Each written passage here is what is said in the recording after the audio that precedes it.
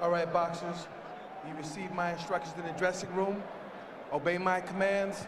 Protect yourself at all times. All right, let's touch gloves. I expect a good, clean fight. Jim, you forgot to mention the night that Oleg Maskaev deposited Rahman in your lap. There have been a lot of things. there have been quite a series of tumultuous events in Rahman's career. He took the Maskaev fight, incidentally, thinking that that was going to be a walk in the park, and discovered that Maskaev was a pretty good right-hand puncher. And yes, he skittered through my lap on the way to the concrete floor of the Atlantic City Convention Hall. He's usually been entertaining. He looks to be in good shape tonight. And you say he's a hard puncher. Both hands or just with the right hand? He's a pretty good puncher with both hands, actually. There's a good jab. It looks like he wants to impose himself on Meehan from the get-go. Meehan has some boxing ability. Rahman has great athletic skills. He was an outstanding high school football player, has competed in other sports. Were it not for a serious automobile accident that nearly killed him, he might have emerged more quickly as a heavyweight contender. But he's another one of those guys who came to boxing late, although for somebody who didn't go into boxing as a child, his instincts have been fairly good, Roy. Yeah, they've been real good. And the good thing about Rahman is that he's a superior athlete. That's why he was able to catch on to this game so well, because he's definitely a late starter, but he came about so quickly because of his athleticism. A lighter-footed, quicker, more flexible athlete than, for instance, Michael Grant and Jameel McCline, two other big guys who come to the sport from other sports. And he has some intelligence in the ring when he wants to use it. He's got a ton of intelligence outside the ring when he wants to use it. He's spent a lifetime avoiding it. Right now, he's got Meehan on the defensive, trying to figure out where the punches are coming from, not throwing his own. Well, he's playing it smart. He came out right away and let Meehan know that you're in the ring with a real competitor here. You're not in the ring with a guy who's going to let you come in and sneak by. And he's thrown some punches from odd angles, which may have thrown Meehan off just a little bit, too. Hard body shots by Rahman. Meehan comes back with a right hand to the body himself. But Hasim Rahman is busy. He is moving. He's letting his hands go freely. Looking good. He got his mind right tonight. And Meehan is not laying down either now. Meehan is going to be there. Good body shot by Meehan. Under a jab by Rahman. Let him go. Step back. Get off him.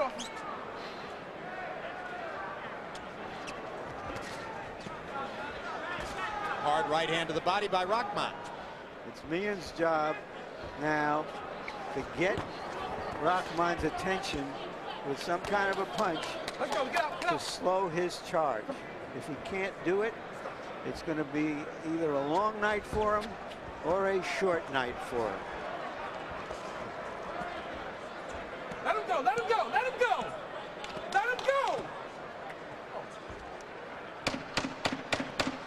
Stop.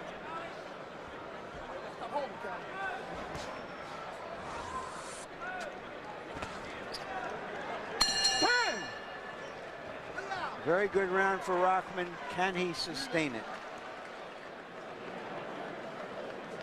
Take a deep breath. Big. Like to be right. Okay. Just relax. Okay. I want you to cut him off. Keep stepping over. You force him around one way. He's going to the right. I want you to step over and keep cutting him off. Okay. And just keep using that jab to the body and keep jabbing to the head. Okay. And you're doing a good job ducking those overhand rights. That's what he's doing. Nice, but it's got to be fast and it's got to be sharp, okay? And look for a few simple right hands. Set it up, okay? Set it up with your jab. Nice firm jab, mate. Nice firm jab. Those rights are good, mate, to the body. You don't need to win this fight in the first rounds, mate, okay? So just feel comfortable, get used to it, okay? Nice and sharp. Just a few years ago, Meehan was a garbage man and a bouncer at a bar to support his boxing. Last year, as a matter of fact, 2003. He was involved in both those jobs at the same time. Because if you're fighting as a heavyweight in Australia, competition is sparse. In fact, of Cali Meehan's 29 wins, 7 of them have come against the same 2 fighters. One guy he's knocked out 4 times. Another guy he has 2 decisions and a knockout against. I thought you were going to say against the same 2 kangaroos. Pretty much. The same 2 dingoes is what I meant. He's knocked out a dingo named Colin Wilson 4 times. And he has beaten a wallaby named Tone Fiso 3 times.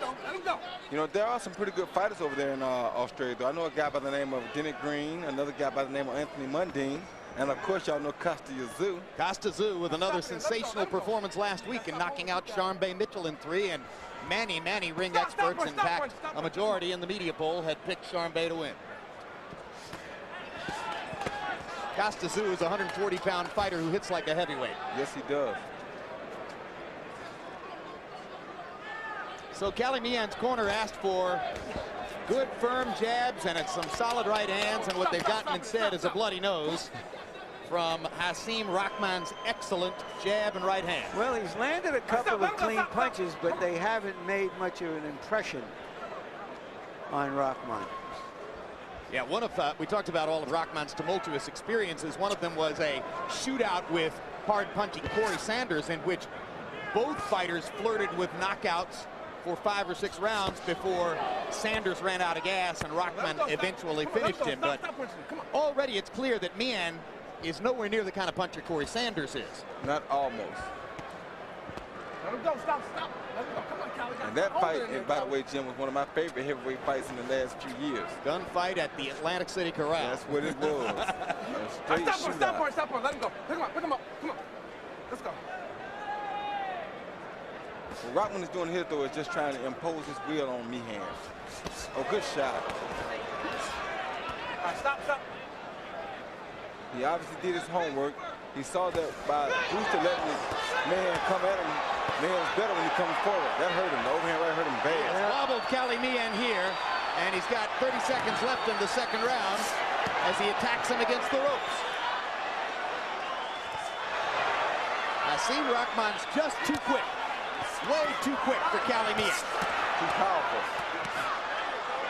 And Cali doesn't hit hard enough to keep Rahman off of him. That's right. Rahman is pounding Meehan from pillar to post. And you saw Cali Meehan land a solid right hand out of the corner. Rahman didn't even back up. That was almost a 10-8 round. Maybe some people will score it that way. Clean this corner up when you're done. For sure. It's not easy, mate. Wipe it up. Cali, just right there, bro. Just keep that in there. Just keep that in there. Open them eyes up, mate. You've got to look for them shots coming, okay? Really open them eyes up and be smart defensively, okay? And control that breathing, Carly. You've got to really control that breathing, okay? Okay, you've got caught with a few shots here, so really look for his shots coming. Okay, look for his shots coming, be nice and defensive, and box him, mate. Box him. He's caught you with some good shots then. Here you see Rahman putting the pressure on. There he lands that hard jab. You asked if he had power in both hands. That was the jab that hurt Meehan, and now he's really after him. That was a good right hand, high on the top of the head. The only reason Meehan probably didn't go down is because it was so high on the head. In the 2nd round, Hasim Rahman by CompuBox count landed 16 out of 29 power shots, 14 out of 19 in the last minute of the round. And it was interesting, Cali Meehan's trainer in effect asked him to be more defensive. I'm not sure that's the right plan. No, I don't think that's the right plan at all. I mean, they're asking for trouble if he's going to stand back and invite Rahman to keep coming at it. Good body shot by the Rock. All right, stop right there, stop. Come on, Cal, you gotta let him go. You gotta stop holding too. Well, Rahman couldn't get Stop right there. a victory over David Tua in 2 tries. Tua coming from Tahiti by way of New Zealand, where Meehan was born. But maybe he's going to get one of those South Asian trophies tonight. But Tua's a different animal, though. Tua probably punches just as hard as any other heavyweight in the division right now. At that time, he did. And this cat doesn't punch that hard. Let him go. Stop him. Come on. Well, of course, Rahman clearly outboxed David Tua in the first 8 rounds of their first fight in Miami before Tua was allowed to land a left hook after the bell at the end of the 8th round, and that completely changed the fight. Stop. Rahman ultimately was the knockout loser in the fight, but he has always said that had it been properly refereed, he was going to win easily.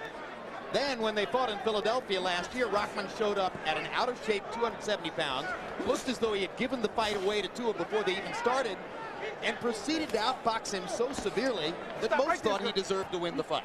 I thought he won the fight. It was a draw. If he'd have been in shape, it would have been easy. Tonight he's in shape. And tonight so far it has been relatively easy in the first 2.5 rounds against Meehan. Let him go, Cal, let him go. Meehan is the most unusual suspect on the card tonight, but he is a suspect nonetheless. He's taken a beating. Good shot. And that was a hard right hand to the top of the head. That might have almost finished things. And this thing of being more defensive and watching for the punches to come isn't working. Meehan's going to have to fight his way out of trouble here, or else he's going to go down. He's having a hard time, though, Jim. Stop. He got a lot of pressure on his head right now. Roy, I've always thought that Hasim Rahman had the physical stuff to become the heavyweight champion. And he did. That's why he became the heavyweight champion. Let him go, come on. I told you he's an athlete first. He was an athlete before he was a boxer, and that was a major point for him.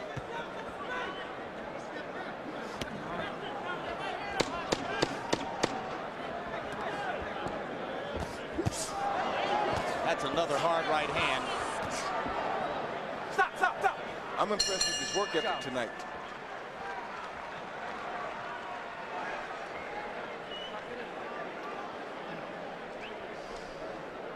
Last preliminary fight before our pay-per-view card began tonight matched Devarel Williamson, also called the Touch of Sleep, recent loser to Wladimir Klitschko, against Oliver McCall. Remember McCall, who knocked out Lennox Lewis way back in 1993 and then later lost to Lewis in a fight in which he walked around the ring crying and basically had a nervous breakdown.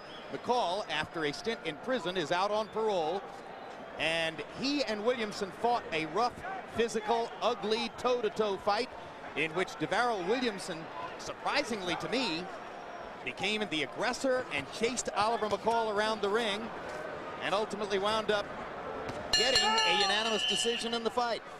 Surprised you, Roy? Yes, it surprised me because I thought it would be more like a split decision instead of a unanimous, but who knows? In other words, you thought that McCall was close enough to winning the fight. Maybe a draw would have been better? Draw, I thought it was about a draw, yeah. Oliver McCall, give me a break. But Williamson won the fight.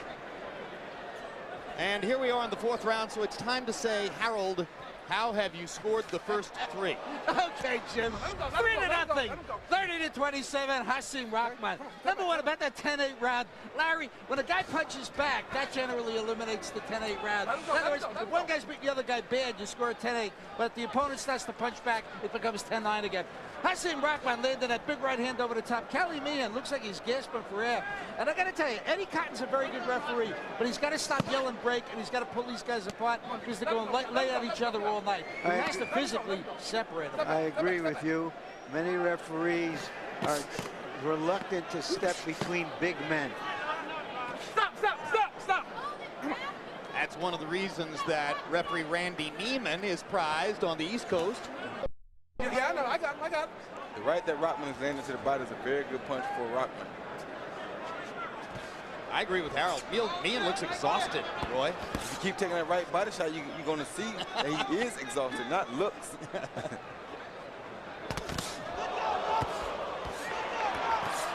Well, Rahman is totally confident tonight. And he's busy. That's what I like about it. Just hammering Meehan. Meehan almost went down then. His legs are wobbly. Look at him holding the top rope there. Oh, good shot. That was some right hand. Good uppercut. Rahman's really mixing up good tonight. Now Meehan's trying to fight his way out. He can't stop this. You wonder when Eddie Patton might stop this. Well, he won't stop it because Meehan is fighting back. That's a good point. Come on. Out of here. Let's go. Meehan smiles at Rahman as if to say, good shot. Good body shot. He wants to go down from that body shot real bad. He don't want to go down, but that body shot took. Oh, good, another body shot. Oh, another good body shot. Well, I guess Meehan can take some punishment. He won't keep taking it, though. He's going to stop it shortly. Oh, there he goes. There he fights back and makes it out of the round by throwing that one right hand to the body. He's about finished. And his corner says we're not going to send him out again. The trainer just waved his hand to the referee, Eddie Cotton, and that's the end of that. Knockout victory for Hasim Rahman.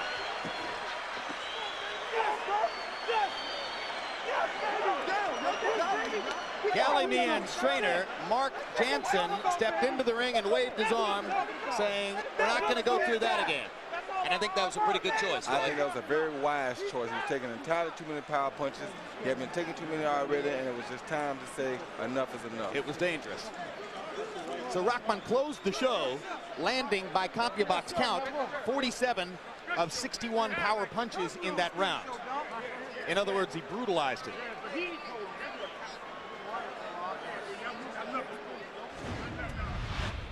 Here's another look at the end of the fight. And Roy, Meehan held his own against Layman Brewster, who has the WBO belt. So Rahman just made Brewster look pretty bad. Well, you can't really say that because styles make fights.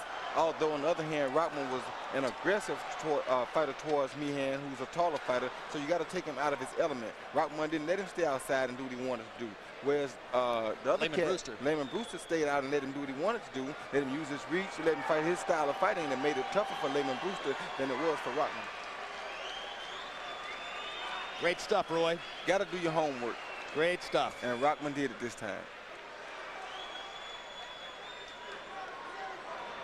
So another outstanding performance in the up, down, kaleidoscopic career of Hasim Rahman, as he looks the best he's looked since he knocked out Lewis in South Africa in April of 2001. And I agree with you on that because the most impressive thing to me was that he went from the body and from the body to the head. Let's go to Michael Buffer now for the official particulars on the TKO.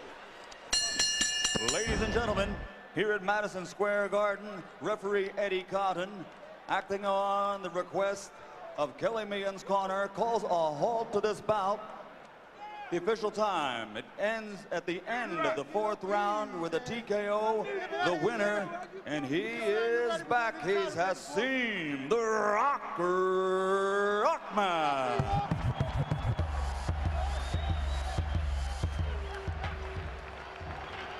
CompuBox numbers in what was a wipeout for Hasim Rahman. He lands nearly 4 times as many punches. He throws nearly 100 more punches in only 3 rounds. And he lands nearly 60% of his punches in beating up Meehan pretty badly. Power punches, Rahman 85 out of 138. In other words, he was landing most of what he threw, and Meehan just couldn't stop him. And now let's go to Larry Merchant, who's standing by with Rock. Thank you, Jim. Congratulations, Rock. Thank you, Mr. Merch. You said you were going to reinvent yourself. Did I do a What good job? What did you mean by that? Did I do a good job? I went back to the gym. I aligned with my promoter, my manager.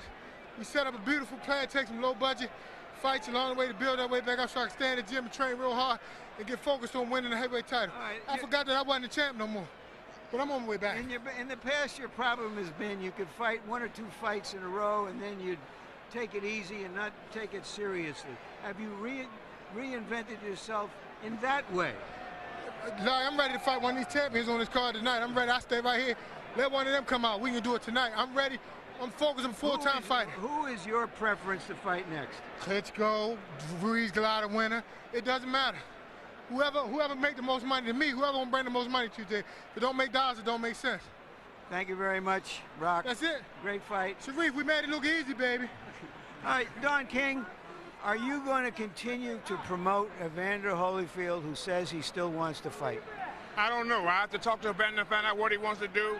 Right now, I'm celebrating Rahman's victory. Rahman is getting ready to go for the... Was it pretty, Don? It was very, very pretty. All right, I know you want to talk about him, but Evander Holyfield took a bad licking. You're his promoter. Do you think he should keep fighting? Do you want to represent him in the ring? I think Evander Holyfield was a great, great fighter. He was the warrior. I think that's something he got to talk to himself and his guard to find out what he wants to do.